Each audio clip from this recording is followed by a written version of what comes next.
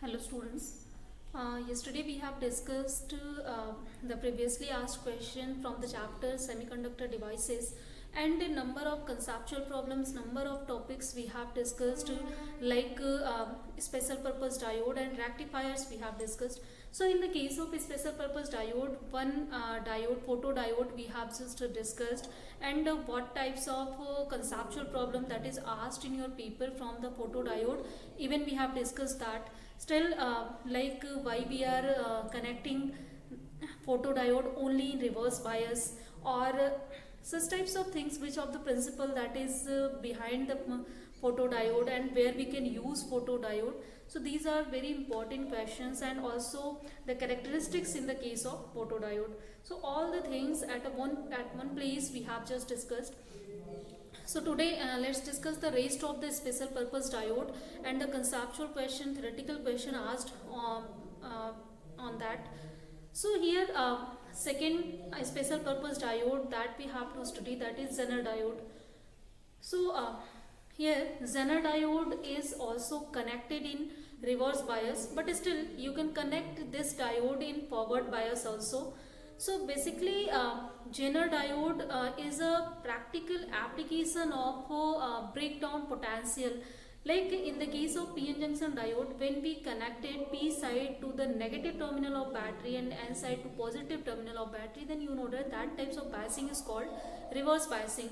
And continually with increase in potential, first of all current is obtained only due to minority carriers, because all the majority carriers starts to move to away from the junction, so they were not recombining. That's why we were not getting any current in that. But still at a particular potential, when a sufficient potential or field is generated across the junction or depletion region, large electron hole pairs are generated and suddenly we are getting a current in the circuit. So that sudden change in current is known as avalanche breakdown, and the potential at which we are getting that condition, that is known as breakdown potential. So that breakdown potential, we have seen that is dependent on the doping that we are using. Doping means we are mixing third group and fifth group impurities in the pure semiconductor. So if we will increase or decrease number of impurities, number of trivalent or pentavalent atoms in germanium or silicon, then we have seen that the characteristics is changed now. So this is a practical application of this theory, this concept, that is called Zener diode.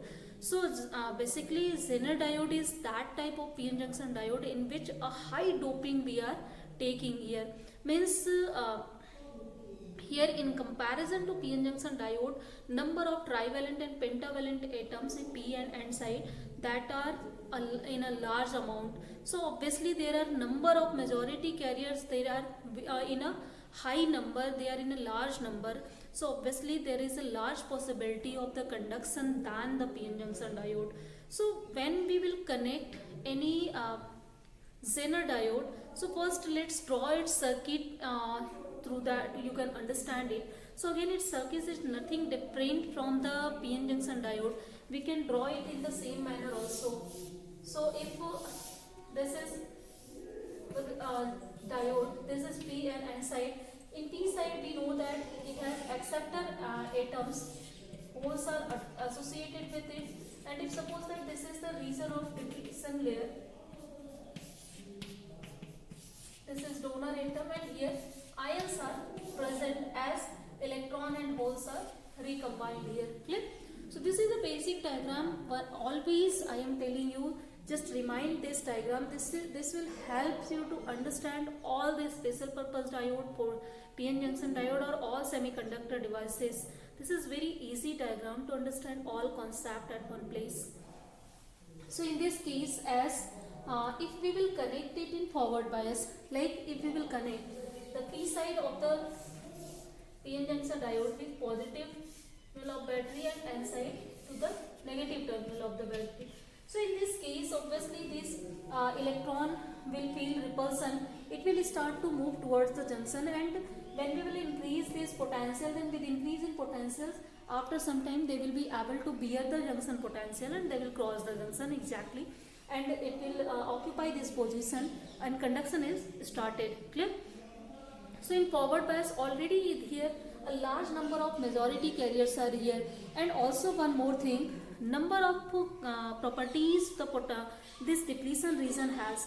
Like one property I have told you, as this can be act as the plate and positive negative charges are accumulated on that, it means that here will be a potential difference that will be generated between these two plates. So we can call here that is due to depletion of the ions, a potential is generated in the junction, that is called junction potential or barrier potential. So first of all, barrier or depletion region has potential. Second reason, if that potential is separated by some distance, then definitely it will have some of the electric field. So in the junction there is also electric field. Third thing, as they are opposing any kind of motion of these charge particles or these charge carriers, it means that they are trying to resist the flow of current.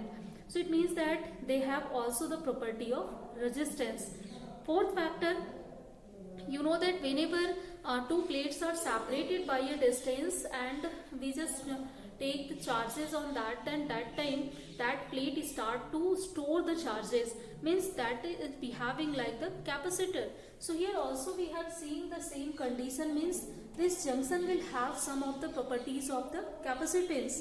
So these are the properties the junction have basically. So I think that is not the problem now here. Why I am telling you, exactly we will use the properties of junction here also. One more thing, if we will see the width of this junction, means the reason, suppose D is the reason through which this depletion region is or space charge region is present. So this width changes whenever doping it changes, mixing it changes. So we have seen that this is inversely proportional to the mixing. It means that whenever the doping concentration will increase, then that time the width of the depletion region that starts to decrease, means the depletion region becomes narrower in that time. So in this case, if we will just dope it here, then due to doping, if equal dopings are P and N side, then this width will be equally reduced here. Clear? So if in PN junction diode this width was this, then in Zener diode it will become narrower. And also if P type is more doped than N side, then the distance or the space charge region in P side, that will be more narrower than the N side. So that you have to understand. This question is asked in one question.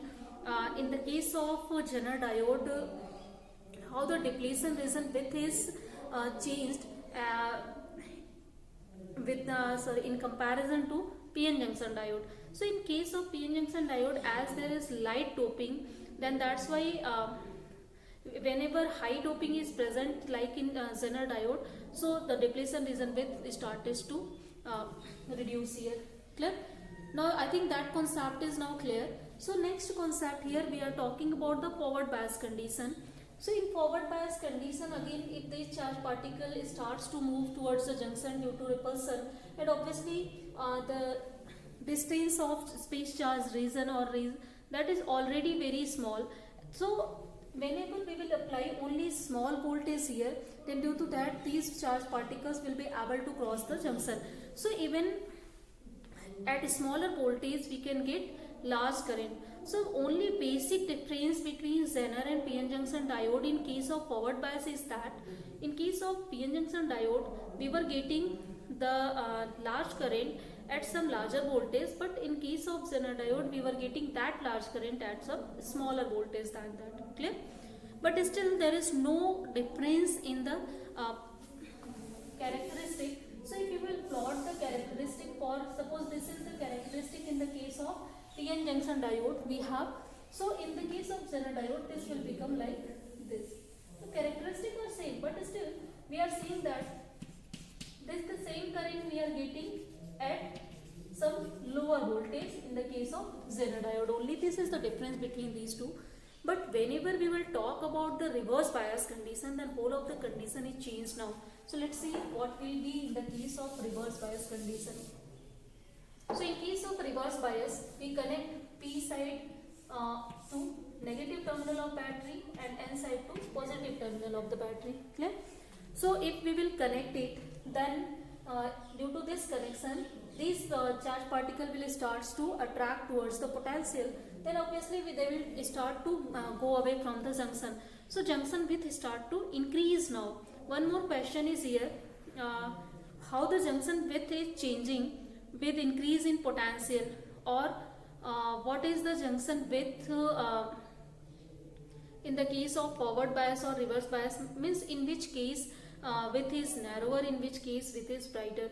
So that you have to understand, as in the case of forward bias,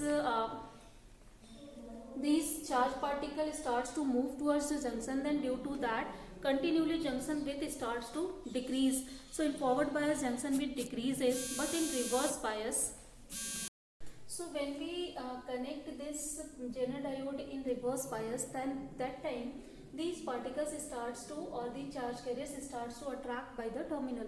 So they will starts to go away from the terminal, means in this time the junction width started to increase. So in another way, I just want to tell you the breaking of the junction always. Here the potential that is generated on this depletion region. So it means if you can see, this terminal potential supports this junction potential. So continually with increase in this potential, junction width started to increase. It means that here the potential that is developed on the junction, that starts to increase. So within a short time, as this is already very greater potential here and we are just increasing this potential, so a large potential is generated in the junction, and due to that a certain large electric field is applied to the junction. So due to that large electric field, all the covalent bonds present in that ions in the junction break down suddenly. So due to breaking of all covalent bonds at a single time, due to applied field, due to electric field present in the junction, as all charge carriers becomes free in this depletion region. So a sudden increase in charge carriers produced, or sudden increased charge carriers present in the junction, and due to that obviously that charge carriers starts to move toward to the N side and P side, and they starts to recombine. So continually within a short time, all the charge carriers recombined and a large current, and a sudden large current is obtained. And after that, as there is no covalent bond is to be break, so it means that all charge carriers becomes free at a single time. After that no charge carrier is present, so no current is obtained after that particular voltage. So if we will draw the characteristic in that case of Zener diode, so if you will see in the case of PN junction diode, so this characteristics is obtained in this way, means continually this current is started to increase. But whenever we will talk about the Zener diode, then in that case, when we are getting this condition, then during this condition only all the charge carriers starts to break the covalent bond, and in that case a sudden increase in current is obtained, and that current becomes constant. As all the charge carriers recombine at a single time, that's why no charge carrier is present after that. So whether we are increasing the potential, there will be no effect on the flow of the current. So current becomes constant. So this is the characteristic that is different from the PN junction diode characteristics in case of reverse bias. So this is, and this potential is known as, at which we are getting this breakdown, that is called Zener potential, and this breakdown is known as Zener breakdown. So this question is also asked in examination. Write down the difference between Zener breakdown and avalanche breakdown. So simple. First of all, you need to remind it. The Zener breakdown you are getting in case of Zener diode, and avalanche breakdown you are getting in case of PN junction diode. Also in case of Zener diode, for the short time we are getting avalanche breakdown during this duration only, but still the most of the breakdown is here Zener breakdown. So as I think difference is also clear, in case of avalanche breakdown, the covalent bonds breaks due to field and also due to collision of charge carriers to the these ions or these covalent bonds. So here two types. In case of avalanche breakdown, two conditions are possible, or two reasons are responsible for the production of charge carrier. First is the field that is present here due to this potential and this potential. Secondary, and when that potential is applied, field is applied, some of the covalent bonds get breakdown, and due to breaking of that covalent bond, charge carriers becomes free. That charge carriers again with increase in voltage they starts to get kinetic energy. So due to gain in kinetic energy, they starts to collide with the electrons that is bonded in these ions. So due to that, secondary emission starts to produce there, means due to transfer of kinetic energy of electron to electron, some of the electrons are produced. So continually due to both of the reason we are getting increase in the current in case of avalanche breakdown. But in case of Zener breakdown, a sufficient electric field, sufficient potential is generated at the junction due to high doping. So that's why whenever we will increase this potential to this value, then at this value the electric field present in the system that is sufficient to break all the bonds at a single time. So all bonds are break there due to only electric field, not due to any types of collision between the electrons and these core electrons. Clear? I think that is now clear. So in first case we were getting two reasons. Here we are getting only one reason for the breakdown. Here all the bonds are broken due to only electric field present in the junction. So and also we are getting constant current beyond the breakdown, but in the case of avalanche the current is increasing. So I think now Zener diode and its characteristics, reason, so everything is clear. Next here one question where we are using Zener diode. So always if we are making something, you need to know why you are making that. So for any purpose we are always constructing anything, we are designing anything. So here in this case, as at a particular potential we are getting a constant current, means whenever we will increase even potential but no increase in current is obtained. So such types of device we can easily use in the case of regulators. Like we use regulator to regulate voltage, means whenever voltage will increase due to any reason, that time there will be no change in the current, and due to that all the devices we can keep safe in our home. So that's why in our home whenever we are using regulators, so that regulator is made up of this Zener diode. Clear? Because there is no effect on the increase in voltage to this Zener diode as current is constant, and we just take the breakdown potential of it, that is nearly 220 volt. Clear? I think there is now no confusion in that section. So next here one more special purpose diode, let's take it, that is solar cell.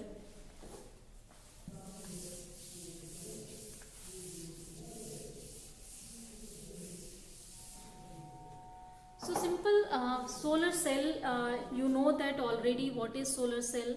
So basically this is the diode where we are using solar energy to produce any electrical energy there, and for that production of electrical energy we connect the circuit in forward bias. Reason is that whenever circuit will be in forward bias, then if large amount of charge carriers will be present, then they can easily recombine, they can easily produce the current here. So here as we are using solar cells in our home in place of electricity, to produce the electricity, so that's why we need a large current. So we are using always these types of diode in forward bias. So always I am telling you why we are using diodes in particular bias. So there is the reason behind our purpose always. Why we are making that diode. So solar cell basically we are using light energy to convert it into electrical energy. So it is very preferable that if we will use forward bias, then we can get large charge carrier. So again let's see it by the same figure.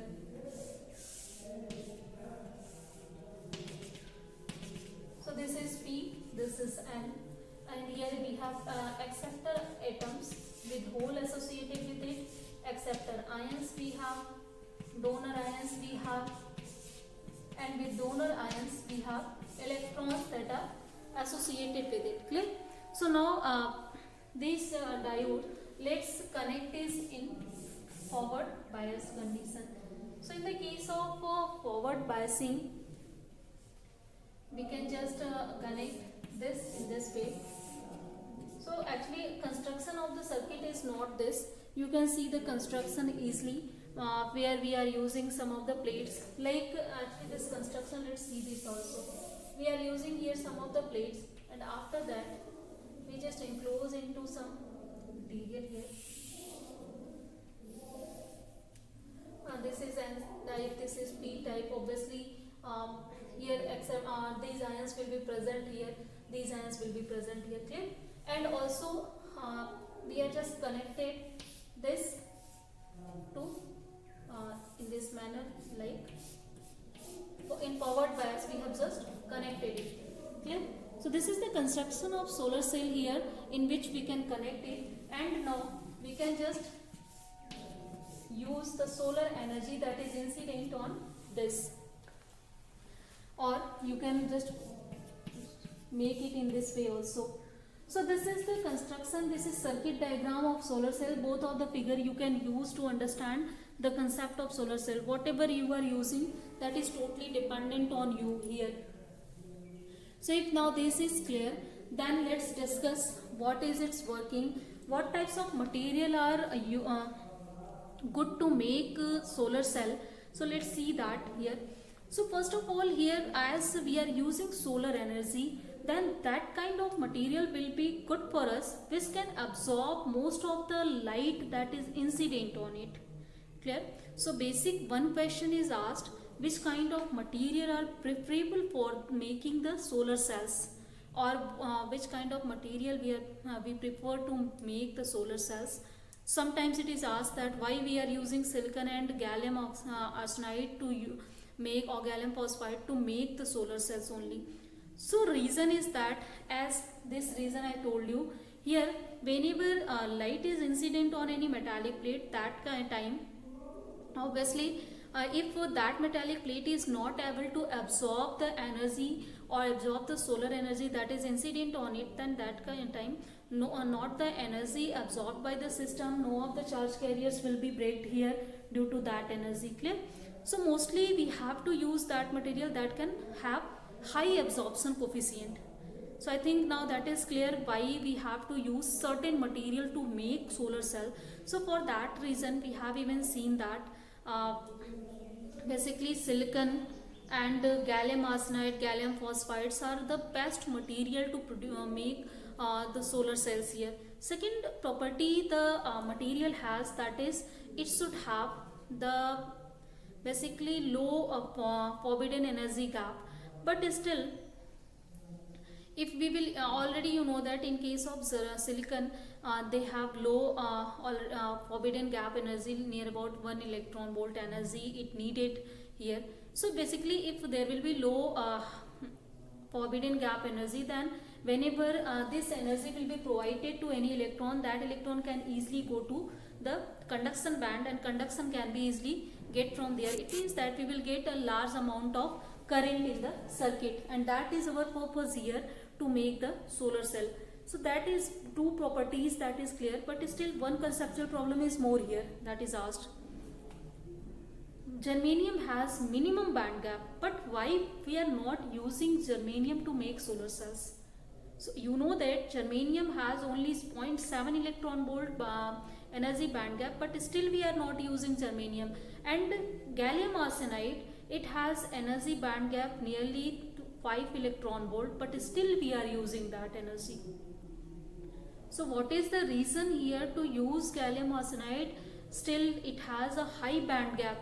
So reason is that gallium arsenide has greater absorption coefficient. It absorbs most of the light that is incident on it, but germanium has low absorption coefficient.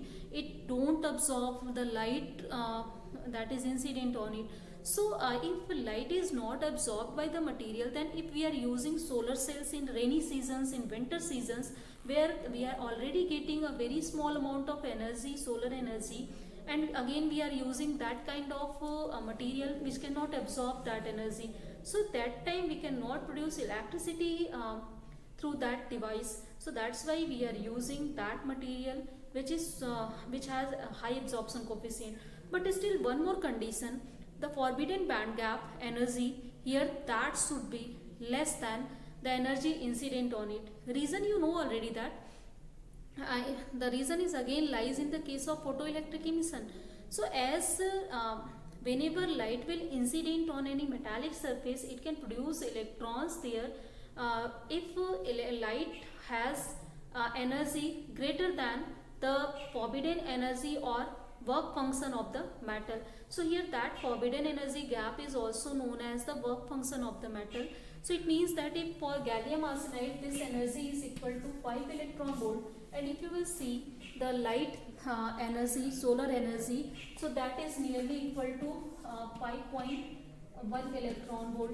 So as this energy is greater than this energy, then it means that whenever light will incident on it, it can produce even charge carriers, and that charge carrier can easily go to the conduction band. So I think now that is clear, means sufficient conditions to use gallium arsenide we have. So simple, that's why we are using gallium arsenide or gallium phosphide to make solar cells due to high absorption coefficient. We can even use that kind of solar cell in winter season and in rainy seasons also. So these 2-3 conceptual problem is clear. Solar cell is very important for its conceptual problem also. So you need to know that problems here. So one by one I am just discussing here, as in this chapter we have only mostly the conceptual problem, theoretical problem. That's why we are discussing it. So if that all condition is clear, then now let's see its working, how it works here. So simple, to complete the circuit, we have just used this solar cell in the forward bias condition. So circuit diagram is only changed from the photodiode in the manner where we are connecting this circuit in case of photodiode in reverse bias, and in case of solar cells in forward bias, and light is incident on it also here. So due to incidence of this light of sufficient potential energy or suitable energy, it will start to break the covalent bonds of these ions, and due to breaking of covalent bonds, obviously charge carriers will starts to increase in the junction, and due to increasing charge carriers, a large number of charge carriers will recombine, and a large current will starts to flow through the circuit, and that large current we can use easily to produce electricity in our homes device. And if we will arrange a large number of solar cells, then we can we are just constructing the solar batteries also, and that solar batteries we are using to produce electricity in our home. Clear? So this is the basic working of this solar cell. That is very easy to understand in the same way as we have discussed already in photodiode, in PN junction diode. So basically I just want to tell you always, just try to understand the concept of forward bias and reverse bias. After that you can easily understand all the concept, all the special purpose diode. So if all special purpose diode, this solar cell is now clear, how we are getting electrical energy by using this solar energy. So here don't think that this potential we have to apply here. Only we have just applied a certain potential here, that is fixed potential. Only we are just connecting the circuit to complete it, or just we are applying a battery here to complete the circuit, and that battery will provide the electrons to simply attract towards the junction so that they can recombine and we can get current here. So simple, this is the concept of solar cell here. So students, today whatever we have discussed for the special purpose diode, so here two special purpose diode we have discussed, and already you know that where we are using solar cells in our life. So wherever you are using electric energy, then there you can use solar energy and solar batteries easily. Even in this time we are just started to make solar panels for our all the works, so that we can just use less hydroelectric power supply, we can just save the water. And as abundance of energy is present in the solar's energy as the sun, so that's why we are always try to use that energy. So at a great scale we are just using it, so try to understand its basic functions so that you can understand its further solar battery, solar panels and so on. Clear? So if these two things are now clear, so let's discuss in next class LEDs and circuit problems, that is asked from the forward and reverse bias of the 4 PN junction diode. So for today all the things we have just discussed, so let's end the class today. Rest of the things let's discuss in next class. Thank you students.